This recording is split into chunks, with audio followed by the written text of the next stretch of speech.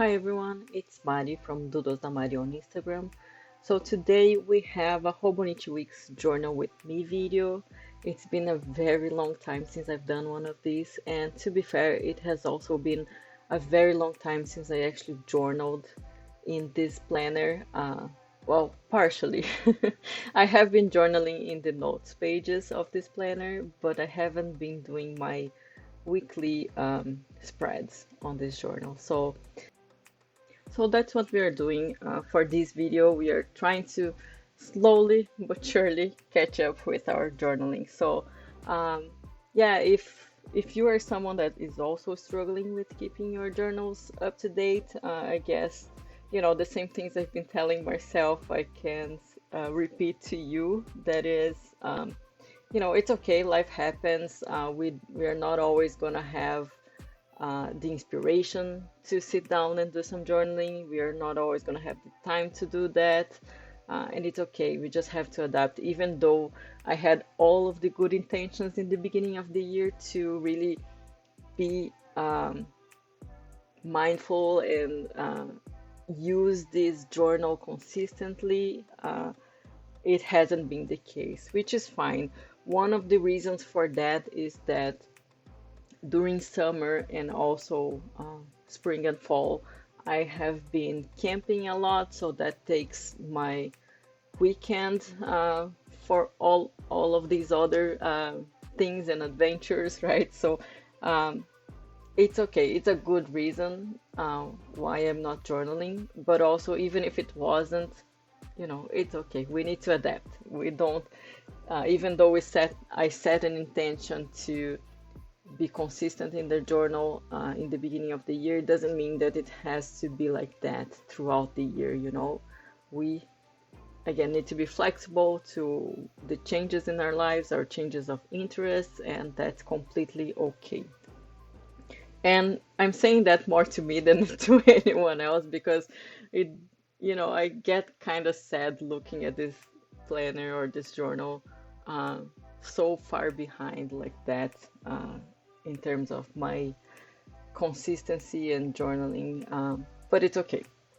I actually have been using it a lot, as I mentioned, in the notes pages, which in a sense kind of ease my pain a little bit of, you know, not being up to date. But yeah, I would say, the things that I've learned so far in terms of how to update the journal once I'm so far behind. Maybe I think I can perhaps share a few tips with anyone that might be interested. But I think some things that helped me were, for example, you're gonna see that I flip through my monthly pages a lot, and that is because I have actually been writing down a couple of lines each day just to, you know, put something down of things that I might want to journal about whenever I have a chance to sit down and journal. So that has helped me a lot. The other thing is, if I don't have my journal with me, when I think about the things that I will want to journal about, is I also take a lot of photos. So, for example, if I see Laika, my cat, doing something funny that I think I will want to include in my journal, I will just take a photo. And then when I sit down to journal, I will often review those photos as well and see if I can refresh my memory. Because again, as you can see, I'm doing it in August spread, so there's no way that I can remember what happened all of the days for in that week. There's really no way that I will actually remember those. So I have to have those sort of reminders that will help me catch up eventually. And then the other thing is, if I didn't write any lines, if I didn't take any photos, I will also review chats that I had with friends and family, so either on Discord, on WhatsApp, on Instagram. Just because, although this is a weekly spread, I try to write at least a couple of lines or do a doodle per day of the week in that spread. Um, so I try to not to leave any day blank. Um, so again, those chats usually help me refresh my memory of what might have happened um, on a specific day. And then the last thing is, again, I mentioned that in the beginning, and that is something that I'm still working on, but it is trying not to feel bad about being behind on journaling because, the for me at least, the worse I feel, the less the chances I have to actually want to sit down and catch up. So, just don't worry about it when you have time and you are inspired to do so, just sit down and do it. So that's what I've been trying to do and to tell myself as I catch up with my journal. Now, I don't think I need this journal to be completely filled by the end of the year. If I have some blank weeks, I think I would be okay with it. I think by this point, I more than got my money's worth out of it. But I would like to, if possible, to fill every week of this planner just because I noticed from previous years that I've been doing this that if I want to refresh my memory or think about what have I've done or when did that particular thing happen last year, that's the planner that I tend to catch or to grab to try to, you know, flip through and see what happened. So it would be great if I am able to update and catch up with this planner, but if not, I'm trying not to be too harsh on myself because I have other ways to refresh my memory as well, as I mentioned on my previous tips, right? Um, However, this is much more convenient for me, so that's where I'm coming from. I think this is a very convenient way for me to review things that happened in the past.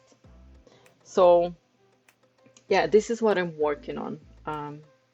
And then regarding this spread in particular, I actually wanted to use only things, well, not only, but mostly things that I got from Happy Mails. So both the washi tape and the big sticker there, character sticker, are from an order that I placed at Tokubetsu Memori's shop.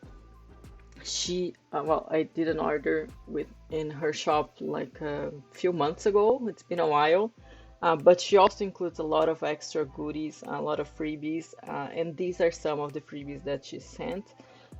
So I wanted this spread to be filled with things that came from Happy Mail. So the other two stickers are from Happy Mails from my friend Fer or Fernanda. So she and I, we correspond frequently. She's, I think, my oldest PayPal in the sense that we have been corresponding for, I don't know, maybe 3, 4 years. I don't know. But we have been corresponding for a while, so we always try to send each other some goodies in the Happy Mail. So I think this is a fun way to kind of, incorporating those things in my journals as well.